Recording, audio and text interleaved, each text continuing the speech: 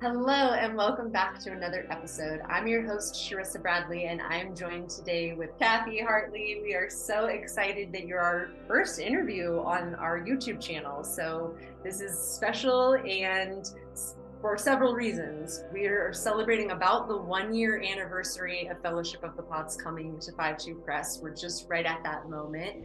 We also have other books to talk about so we can share other experiences as well. But I'm so excited. Cathy, thank you so much for being on this interview with us. Good. Thanks so much, Sharissa. It's good to be here.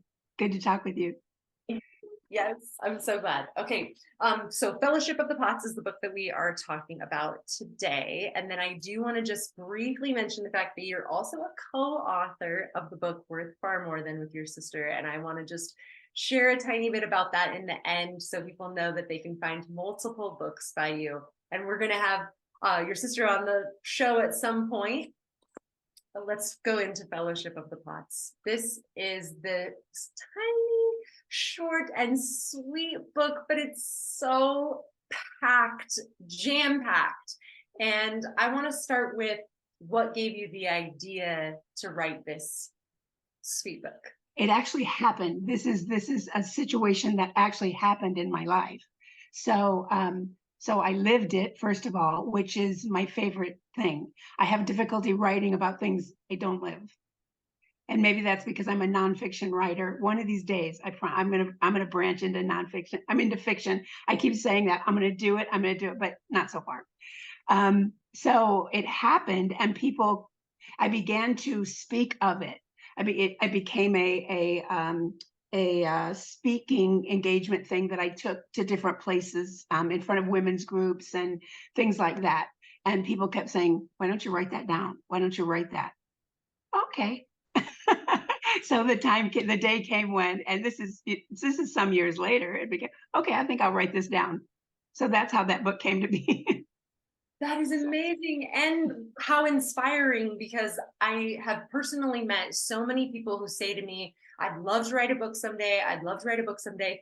And to give them this story of maybe the living part happens, the experience part happens, and then years later, it becomes this tangible thing. Mm-hmm, mm-hmm. Part of the reason it was years later for me, Sharissa, was because I had so much personal work to do. Because there was this stigma attached around being an author that, oh, I couldn't be an author. I'm just Cathy. Ah, I mean, so there was this whole thing of, oh my goodness, how heady is that to think that you could be an author? So I had a lot of soul work, a lot of personal emotional work to even get to the point where I'm just like, just write the stupid book. and the history truly is that you then self-published this book way before it became a 5-2 press book. It was self-published, so you fought through that enough to be your own advocate 100%. That's incredible. Yeah. The lesson with that is if I can do it, anyone can do it. Anyone. Seriously, anyone can do it. Just do it. I Yay. had to get to the point where just do it. You get annoyed with the self-talk of I want to, I want to, I Oh want my to. goodness. My I goodness. have been there myself as well. Okay, it's time. Today is the day. I'm not moving this from today to tomorrow. How many times if I moved my calendar, like, okay, tomorrow, today. So Fellowship of the Pots it has this back cover copy that is more of an invitation to bring this light into your life rather than really saying what the book is actually about. So let's talk a little bit about what the four different pots are, because I want this video to be able to show people like, hey, there's so much in this book that is, I mean, I think it's 52 pages. Like, and it 100% changed my life. It definitely made me think about things. It made me think about the way I encoded my childhood and lifetime trauma into the person that I project into the world and who I became from that. So that gave me this vocabulary. So I want to give a little introduction, if we can, about the pots. Okay, so Sharissa, do you want me to talk about each individual pot, or what do you want? If you don't mind, I don't briefly. mind at all. For Thank sure, you. for Yes. sure. So I want to preface before I talk about the 4 pots that there are untold numbers of pots out there. Okay, so these are just 4 that happen to be in my life when this book came about. So there is, first of all, the cut crystal vase, right? And it took place in a women's group. I met with 2 other women, and it was actually a prayer group. Okay, it was a prayer time, and we actually started because 2 of us were married, one was not, and she wanted to be married, so she was praying, bring him on, and the 2 of us were praying to actually change our husbands, which by the way, and as time progressed, we became really aware that we were the ones to change. So God, in the process, and there's more about it in the book, showed us that we were vessels for the divine. Okay, we were vessels for God's presence, and everyone is. And so and he showed us as time went on what those vessels were. One was the cut crystal vase. My lovely friend who is the cut crystal vase, is just lovely and tall and pretty and all the stuff. And so each vessel had lovely things about it, but then other things that be aware of this, pay attention to this. So there was the cut crystal vase, and the book goes into what her lessons were. I don't know how much of this you want me to give away. Just I think like the name of it, and then like I don't want you to give it away, because I Okay. really do want people to not take this video as like, oh, I can define based on this video. I would love Right. for everyone to read the experiences, and then for themselves decide what suits them. I consider myself a cut crystal vase, and from reading the story, I do, or like sometimes I think a mosaic, because of the way that it gets built, but I think the cut crystal vase goes with that as well. So I do want people to read it for themselves. So mostly I was hoping you would tell us the 4 types that you named in the book. Right. And if you want to give a slight definition or like a slight concept of each one, but no, I want everyone to read it for themselves. Right. The next one was the Raku Base. Okay. Now, at the time that this came about, which was pretty fascinating to me, I didn't know what a Raku vase was. This was all by divine guidance. Okay. And so I'm just like, okay. So I had to look it up. And a Raku vase is made in a very interesting way. It is a pottery that came from Japan, and it's somewhat rare because of the challenges that come with creating the vase. So there was the Raku pot, and then there was the brightly colored teapot.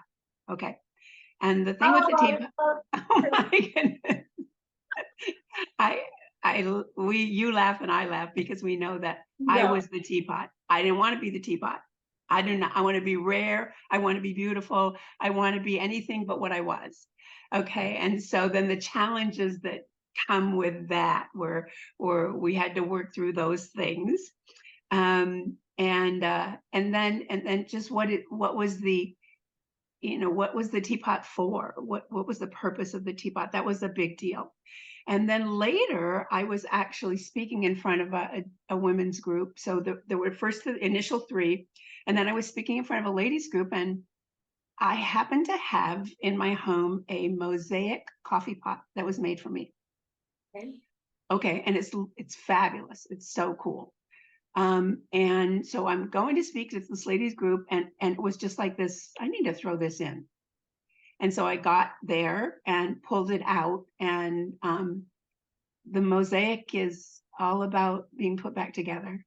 And as I was thinking about even this interview, Sharissa, I was thinking, what is my favorite? It's not the teapot, although I'm okay with it now, but it's taken me a while. But the mosaic, yeah. the four pots, and the lessons that we learned through those things, and then what actually happened with the pots was very surprising. I want to leave that out completely. Do not say another word. You Okay. have to read the book to find out what they did with the pots. This is my absolute favorite part. I try to tell people, like, you just have to read the book to find out what they did with the pots, people.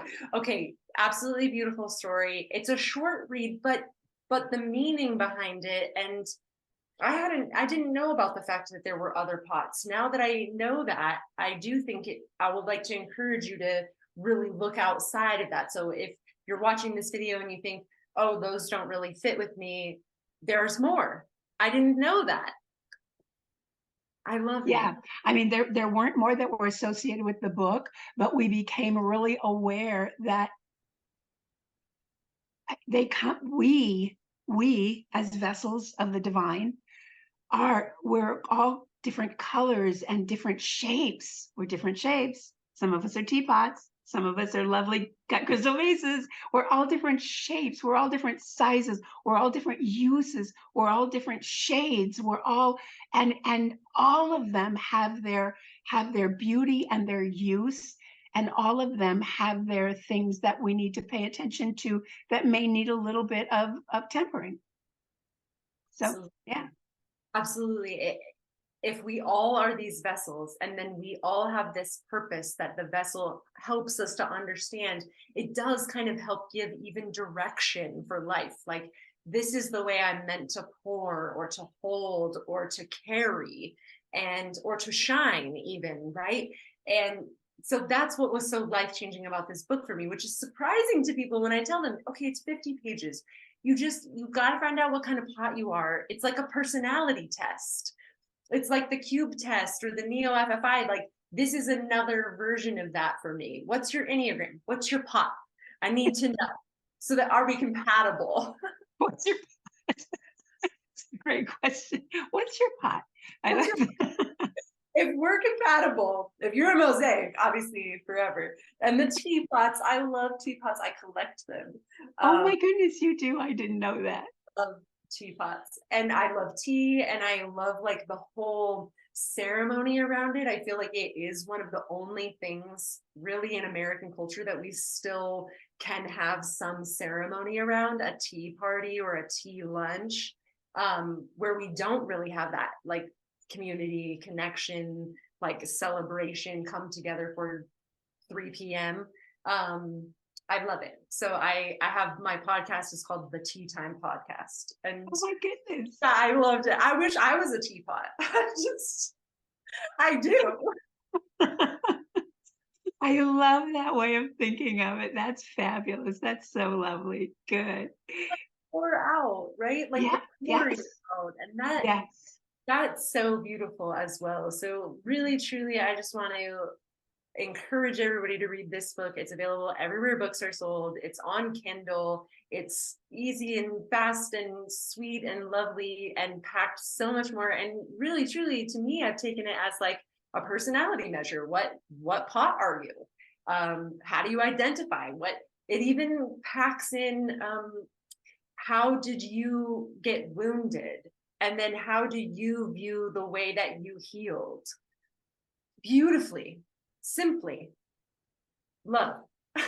Good. Good. Yes, I love simplicity. I do too.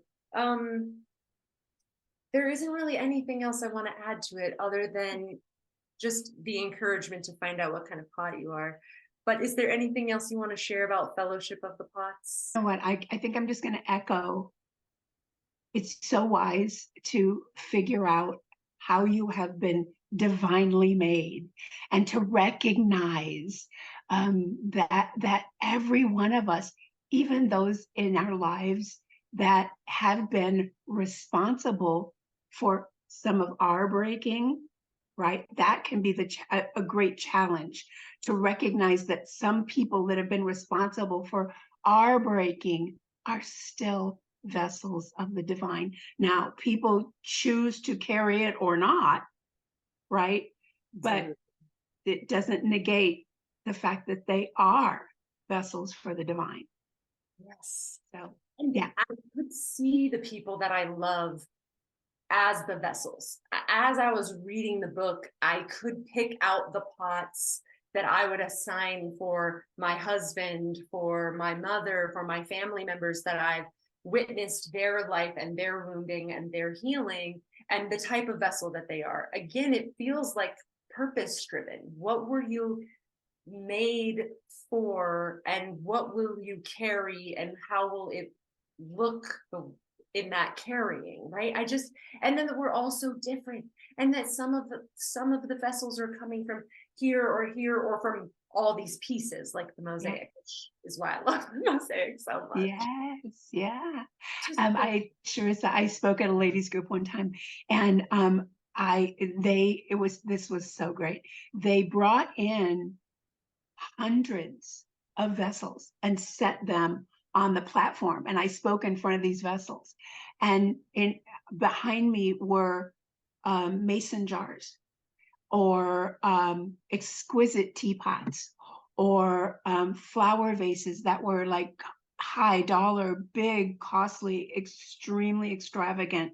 And every one of them, it was just, even to stand back and look at them was almost overwhelming, because every one of them, I don't care if you're a mason jar or a high dollar, exquisite flower vase, it each has its own beauty. It was so amazing.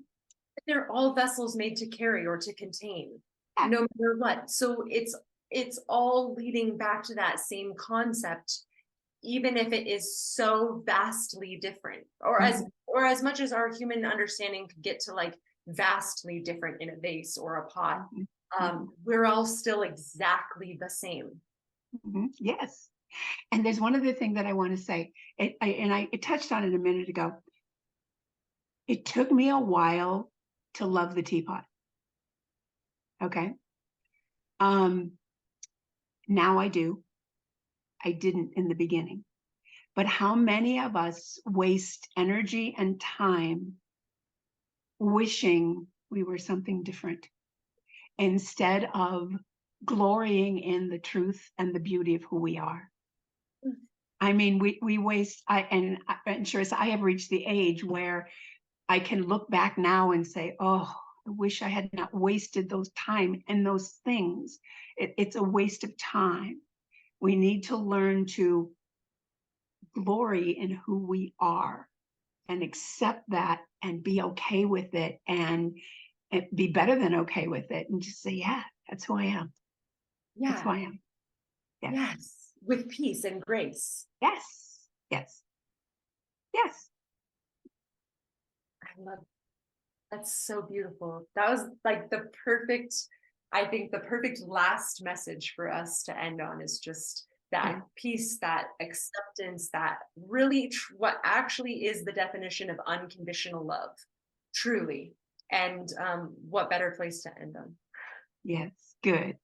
Well, Good. thank Good. you so much Oh, for my being in this pleasure. interview. And I really hope you can get Diana on this call. Thank you. Okay. Yes.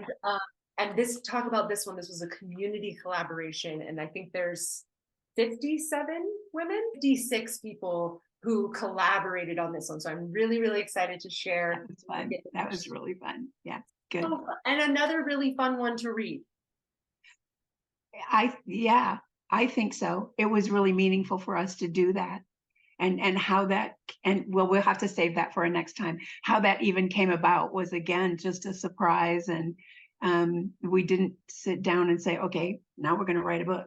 It came out of life. So Such an inspiration, because there's lots of people who are going to watch this and think, who am I to be an author? And you've shown them anybody can be an author. Everyone should tell their story. good to talk with you.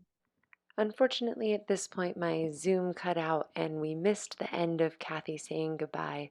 But if you check her out on the website, you can learn more about her, find her Instagram page, as well as find both the book that she wrote herself and the book that she wrote with her sister, Diana. Thank you so much for being with us on this episode. Don't forget to like and subscribe, and I'll see you on the next episode.